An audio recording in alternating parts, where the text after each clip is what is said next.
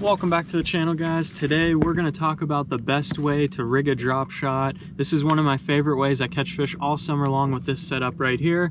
This is not a big one, but I've caught plenty of big ones doing this same technique. We're going to talk about why it's special, how to rig it up, and how to fish it to catch bass just like this all summer long. So stay tuned and let's get right into it. So what is this special drop shot rig and what makes it special?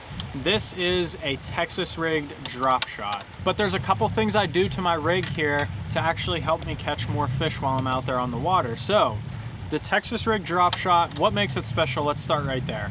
This thing will come through cover better than anything else on these offshore fishing places, and when they get a ton of pressure, you'll still be able to catch bass when nothing else will. So I love fishing a drop shot on weed edges. Up here in the north, we get a lot of grass that will grow out, topped out, and then it'll kind of taper off at the end. That weed edge holds a ton of bass, and there's very few baits that actually come through that very effectively, except for a drop shot when you Texas rig it. It makes an excellent largemouth and smallmouth bait. It doesn't matter what species is around.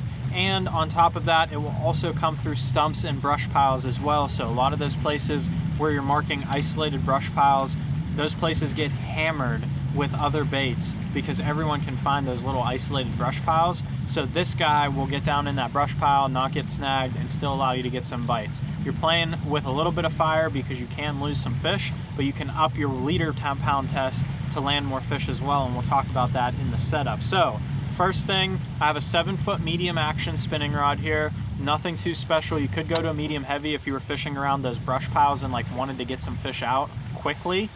And then I have a Shimano 2500 Sedona here. Super simple setup, basically my wacky rig setup, my all-around spinning setup. Whatever you use as a spinning rod, that's what I would use for this right here. Don't need anything fancy. What you do need is 15-pound test or 10 or 20, whatever, braided line, and I prefer the lime green color so I can actually see what my bait's doing. Make sure it's on the bottom.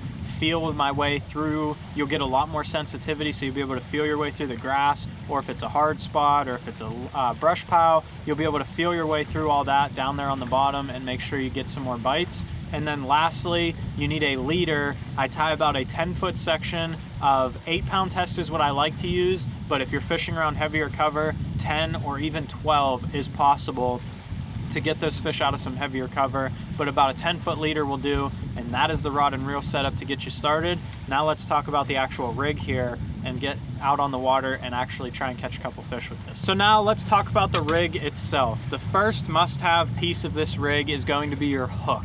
So I like the RoboWorm rebarb hooks. They make awesome hooks. They have a little keeper to keep your bait on there, and they come in a light wire, which is what you're looking for. You need a light wire Texas rig hook. You can't just put a straight shank worm hook on here and be able to set the hook on these fish. The lighter the wire, the better, because it's going to act like a open hook drop shot, except it won't get snagged. You'll literally be able to just lean on these fish and they'll get stuck right in the roof of the mouth and you won't lose them. If you go with too heavy of a hook, you're actually gonna have to set the hook on these fish and you're gonna lose a lot more because you're not gonna be able to just lean back into them. And the little keeper will keep these small worms on a lot better. You're not gonna go through as many worms. And then for the worm here, I have a RoboWorm. That's all I'm using, just a 6-inch RoboWorm. You can use a 4.5. You can pretty much use any straight tail worm on here. It really doesn't matter. One of the other hook options is actually the Mustad grip pins. They make a small light wire version of that as well, and that will work just fine on a drop shot, but I highly, highly recommend the RoboWorm rebarb hooks. They're awesome, and they've done well for me so long. You honestly, you just lean into these fish and they're gonna get hooked. You don't even have to set the hook half the time. And then a very key piece of the equipment here is going to be a stick weight for your sinker. Don't use a ball weight, don't use a teardrop weight. If you use either of those, you're gonna get snagged in some of this cover. It's not gonna come through as easily.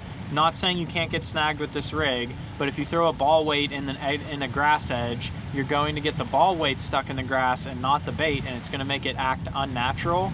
If you use a stick weight, it's gonna glide a lot better through everything and you're gonna get a lot more bites. So that's the setup there. I keep it really simple. I just tie that straight on with a Palomar knot. I run about an 18-inch leader down to my weight, and that's all I need. So let's get out on the water. We're gonna show you where we wanna fish this, how we want to fish it, and hopefully we'll catch fish along the way. So now that we talked about the setup, let's talk about some areas we actually want to fish this bait. The key with this Texas rig hook is it allows it to come through any type of cover that would be on the bottom. Typically, when I'm fishing rocky areas with a drop shot and there's not a lot of stuff to get hung up on down there, that's when I'm going to go with that open hook. But there are two other times that really come to mind when I go to this Texas rig hook over the open hook. The number one is going to be grass. I fish a lot of grass lakes in the north here. They have those grass edges that come out in deeper water and then taper off. And a drop shot is a perfect way to fish that tapered edge. Your bait can stay up above the grass. Your drop shot weight will come through the bottom. That's why that stick weight is important. It'll come through the grass on the bottom. Your bait will stay up above it. And even if there's some pieces of grass that are up higher than your bait will come right through with that Texas rig hook. However, we're on a lake today where I really love to throw this drop shot. There's not really a whole lot of grass out here. We're actually fishing offshore today. I'm not even close to the bank, and we're fishing stumps and brush piles. So if you fish isolated brush piles that are offshore, a drop shot's a great way to get a ton of bites in these offshore places.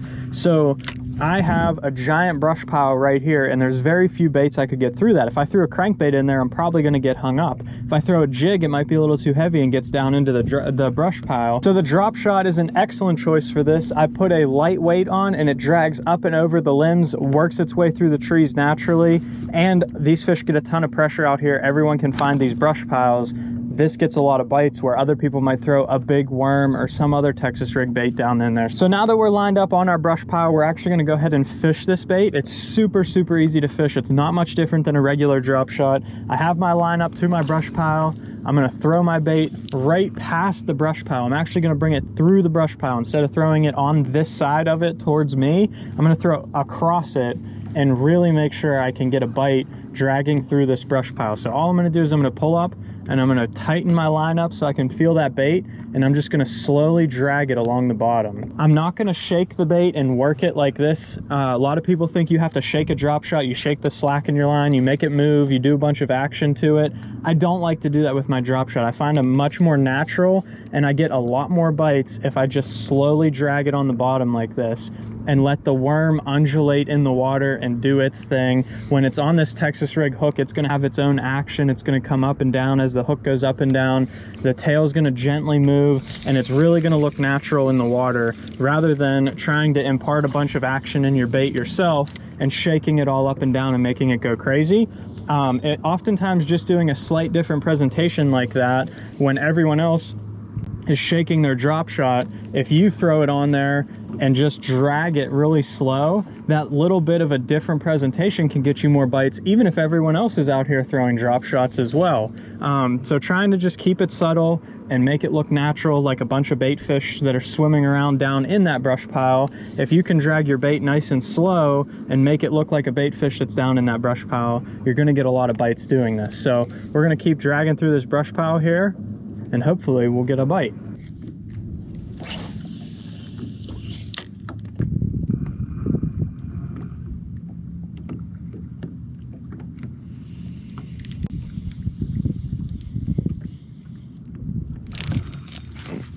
There we go.